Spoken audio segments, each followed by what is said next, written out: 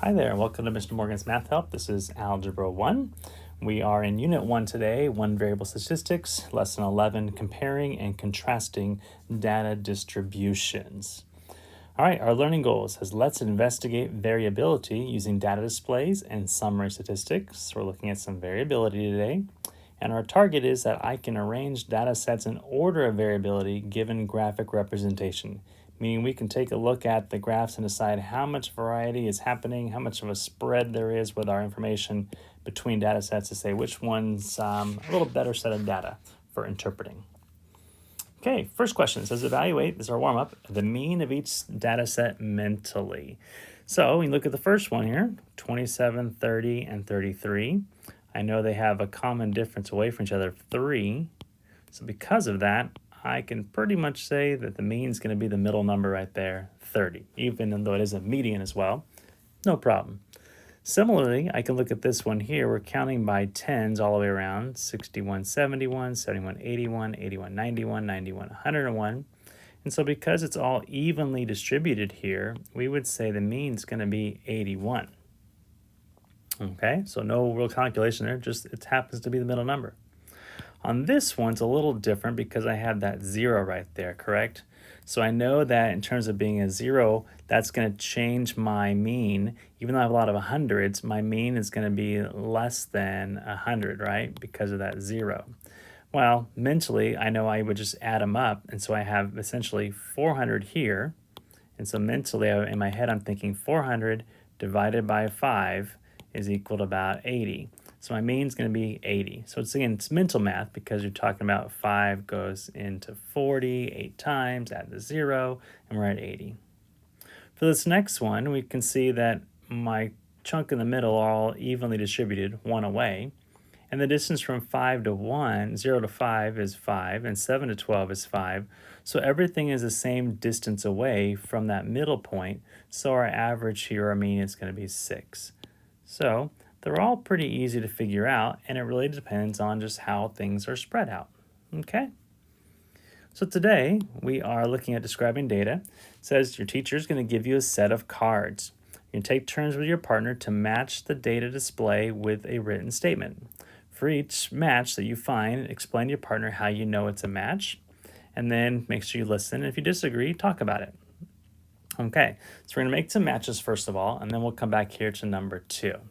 So here's what we did here. I will tell you right now that I actually forgot to put in one of the data displays. So let me see if I can write that for us real quick here. Looks like I skipped letter H. I'm going to write H right here. And H will be skewed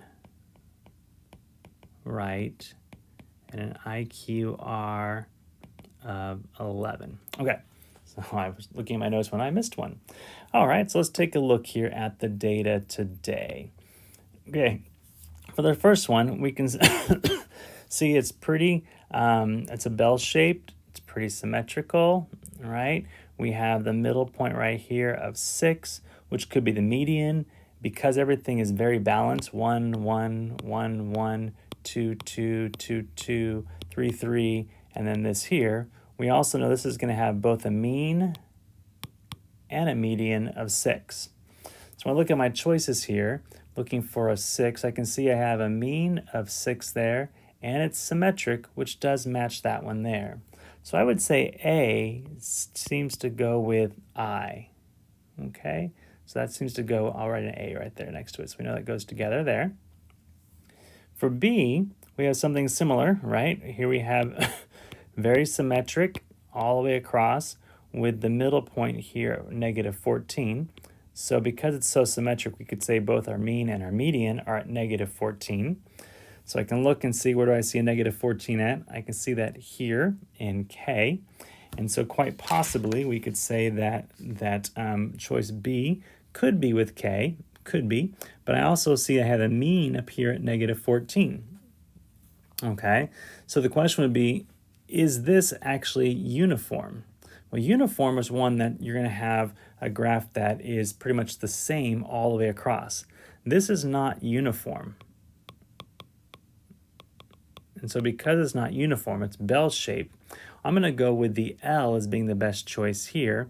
to go with B because it has a mean of negative 14. I'd have to figure out the MAD as well to determine if it really was 2 or not. You know, the average distance was 2. It sure does seem to be, because when you look at about 2 away from the mean, you can see it includes most of the data set is there. There are a few over here, but most of the data is within 2 of the mean of negative 14. Okay, for C, we have a bipolar one there, okay? So it is going this way. We can see that just by the way it works here, our mean or median is going to be somewhere in this range, right around there, right? So is it skewed to the right? I don't really see it being necessarily skewed to the right there. Do I see it skewed to the right there? No. Do I see it have a mean of negative 14? That sounds about right.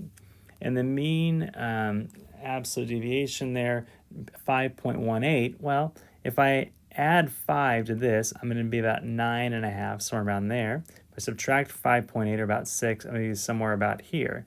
And you can see that it hits right in the middle of these clusters. So C seems to match K quite well. All right, D is actually up here. We can see we have data here, and we're going to be skewed to the right. All right, so I have a couple options. I have skewed to the right, skewed to the right. This one has a median of 11, so the middle number is somewhere about 11. And if you look at the data points here, we have 10 of the data right there. So 11 would be in this spot here. We have 1, 2, 3, 4, 5, 6, 7, and 5 is 12. So the data is going to be somewhere in this range where the median is going to be. So D seems to match well with M, just based upon where that's going to be. For E, we're skewed to the left, okay, and we have one choice there with a median at 14.5, which makes sense for a median to be somewhere in that range. So E is going to go with J. All right, so we're running out of options here. We have what's left is N and H. So here we have a median at 20. I don't see a median of 20 in H and N. I have an IQR of 11. Well, IQR is going to be a Q3 minus a Q1. Well, here I have a Q3 of about, looks like 25, counting by twos, and here I have a 14.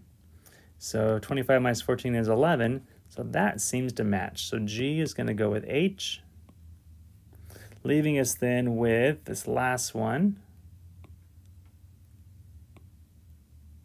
with a mean of negative 14, looks about right, and a mean absolute distribution of 5.18. I thought we did that 5.181, didn't we? Oh, this was the... what am I looking at? F? F goes with K, sorry. Yeah, this is uniform because it's very balanced there. This goes with K. And backing up real quick, I got my notes a little scrambled here. So K goes with F. N actually goes with the C because of the mean absolute distribution. Sorry, I got my letters mixed up.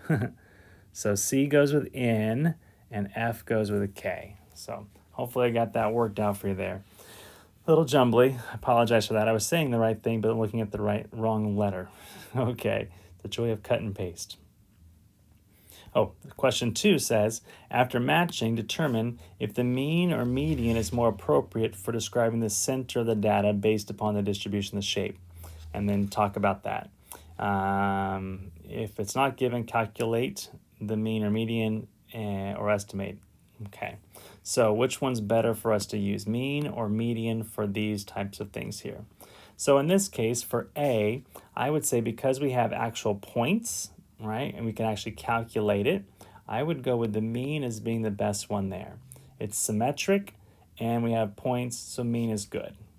For B, B is also symmetric, and we have actual points, so the mean makes sense for B. For C, it is symmetric, granted it does this thing, and we have points, so mean makes the most sense. We can calculate it. For D, because it's skewed, whenever something's skewed, a median is the best answer. So we'd also say E, a median is the best answer there.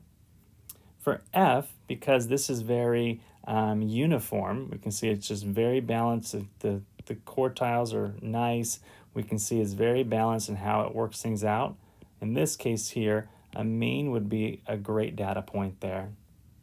And for this one, because we have this outlier for G, a median would be the best option there. Okay? And in terms of what those values are, if you were to calculate them, we'd say the mean here is 6. We can tell what that is. The mean there we can tell is negative 14. The mean here, because of the balance there, is going to be also about negative 14.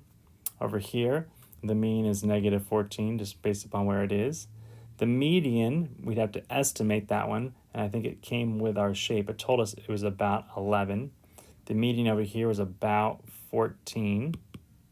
And in this case, we already have the median here at 20 because of just how it's using the box plot.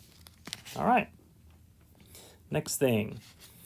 Each box plot summarizes the number of miles driven each day for 30 days in each month. The box plot represents in order the months of August, September, October, November, and December. The 5 box plots have the same median. Explain why the median is more appropriate for describing the center of the data set than the mean.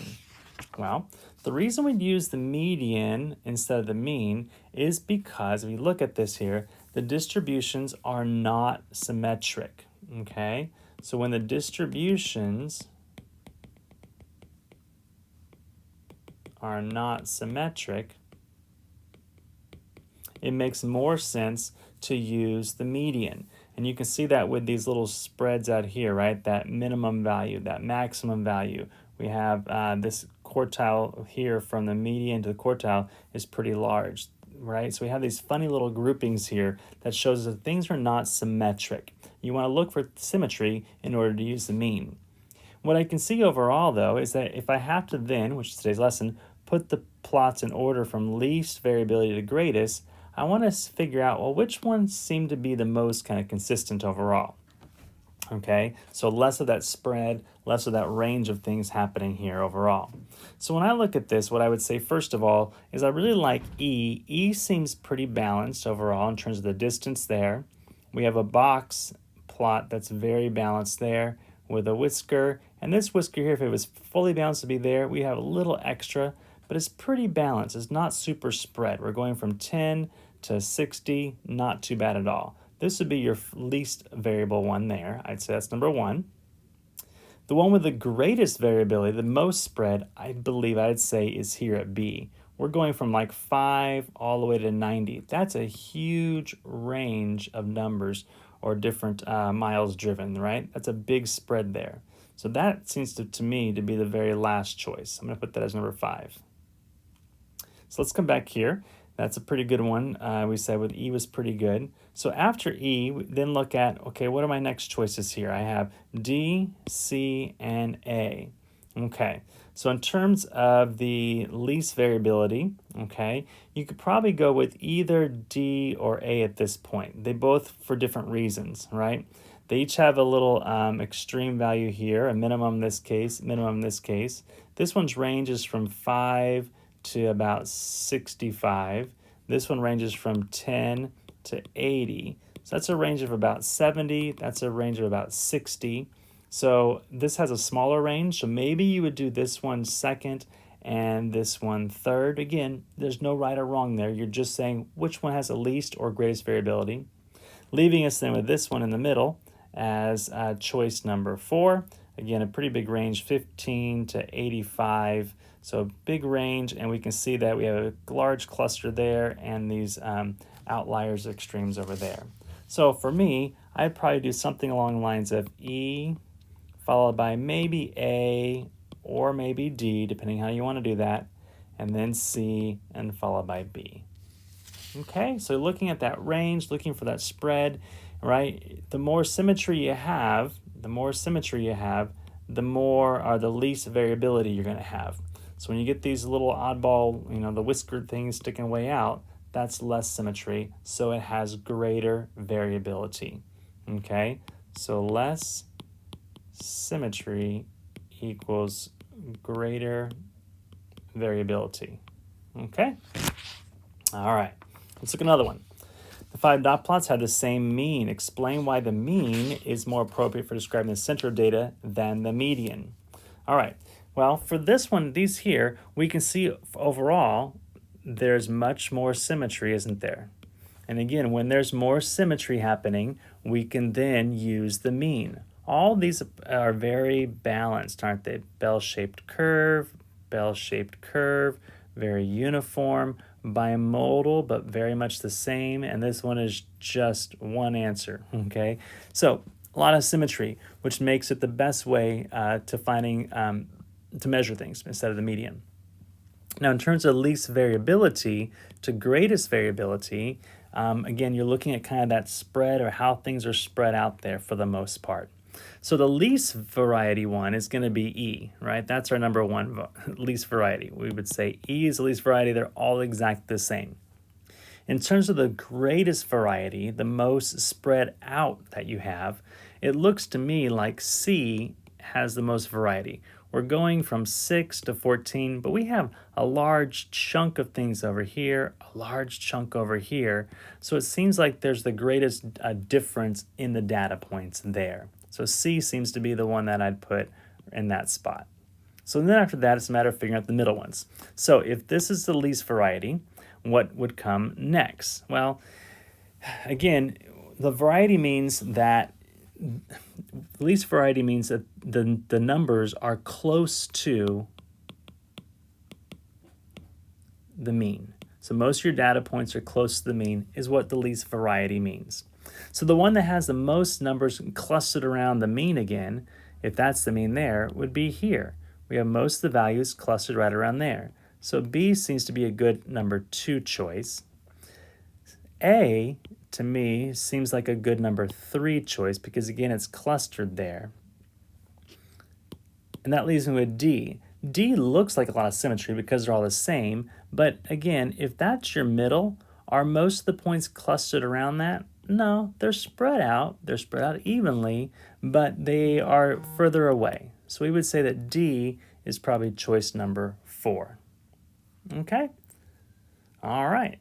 So that's it for that part there. So, in summary, the mean absolute deviation, or the MAD, is a measure of variability that is calculated by finding the mean distance from the mean of all data points. Here are 2 dot plots, each with a mean of 15 centimeters, displaying the length of sea scallop shells in centimeters. Notice that both dot plots show a symmetric distribution, so the mean and the MAD are appropriate choices for describing center and variability. The data in the first dot plot appear to be more spread out than the data in the second, right? You can see the spread from here to here, right, all the way around, and here a little bit more clustered together, just a little bit there, okay? And so you could look at the MAD to see the difference between the two things. MAD of the first set is 1.8, MAD of the second set is 0.94. So you can see there is, with a smaller number, there's less variability in the second one than the first one, okay? Okay, the interquartile range is the other way of measuring variability, calculated by subtracting the value of the first quartile from the third.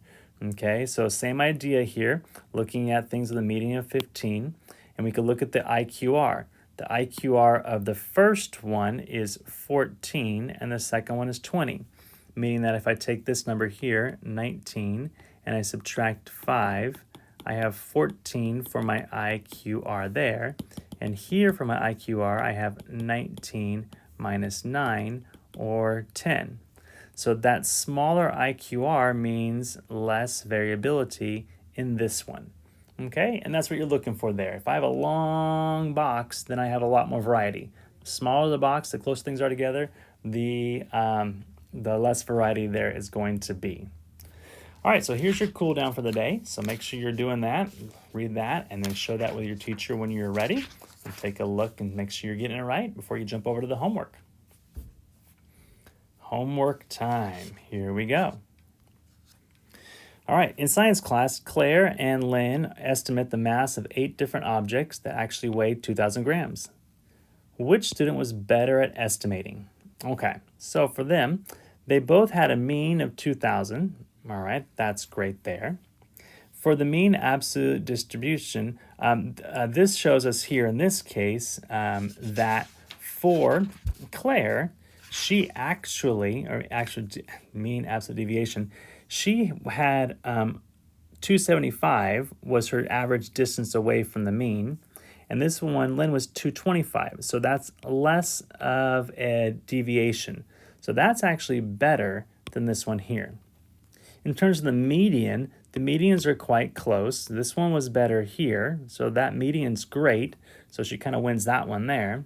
But your interquartile range, this was a greater number than this one. And you want a smaller number in your MAD, smaller number in IQR, which means that there is less variability.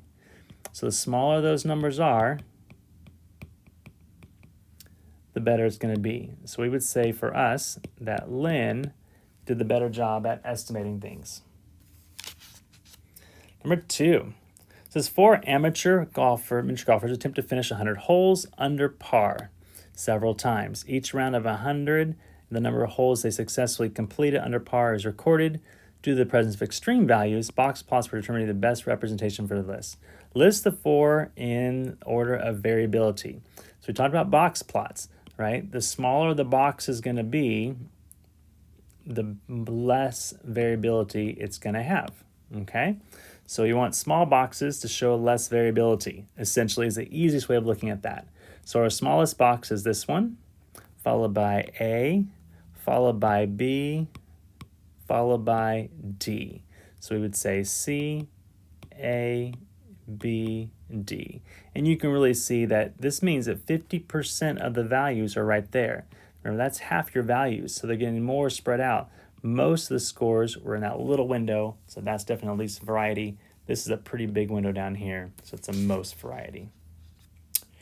All right, number 3. A reporter counts the number of times a politician talks about jobs in their campaign speeches. What is the mean absolute deviation of the data? Okay, so to do that, we have to add all those numbers up, okay, to find the regular mean, first of all.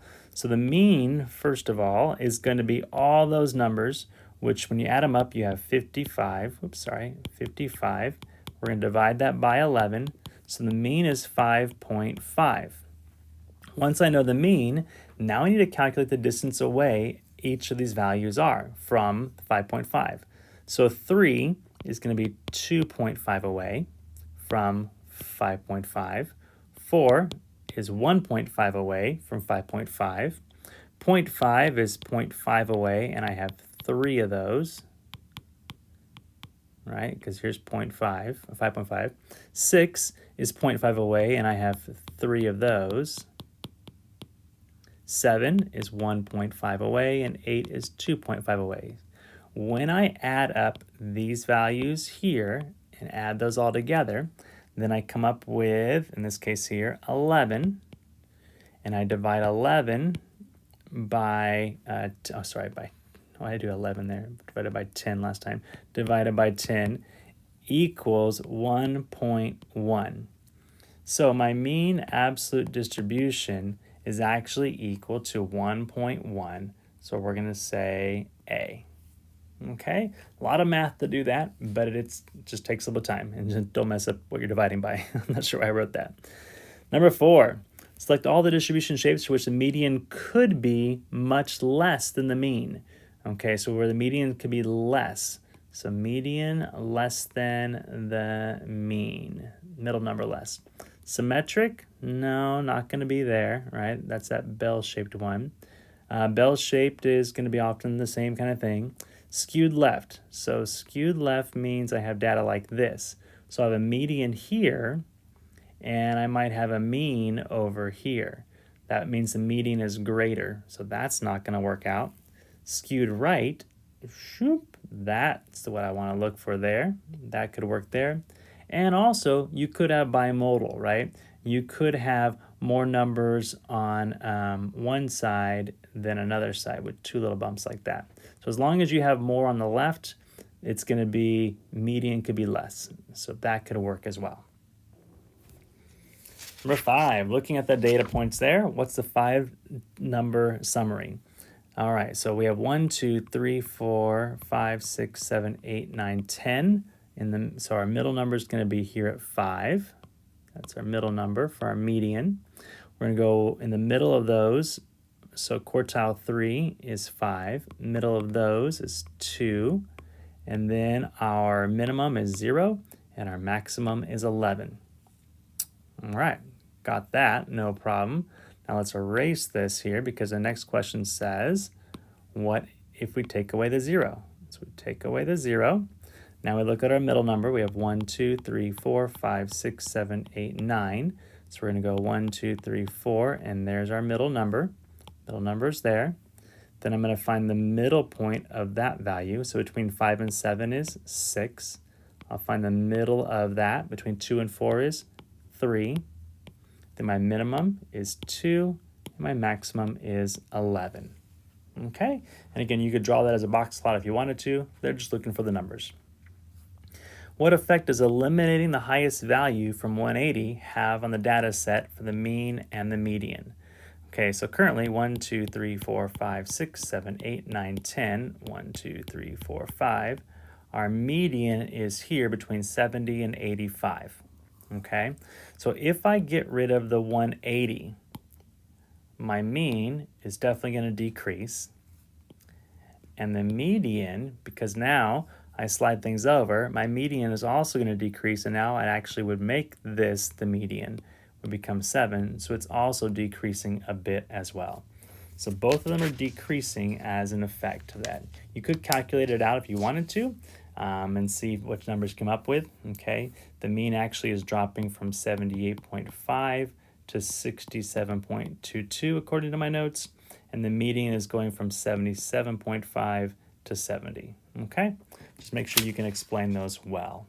And our last one, the histogram represents the distribution of number of seconds it took for each of 50 students to find the answer to a trivia question using the internet.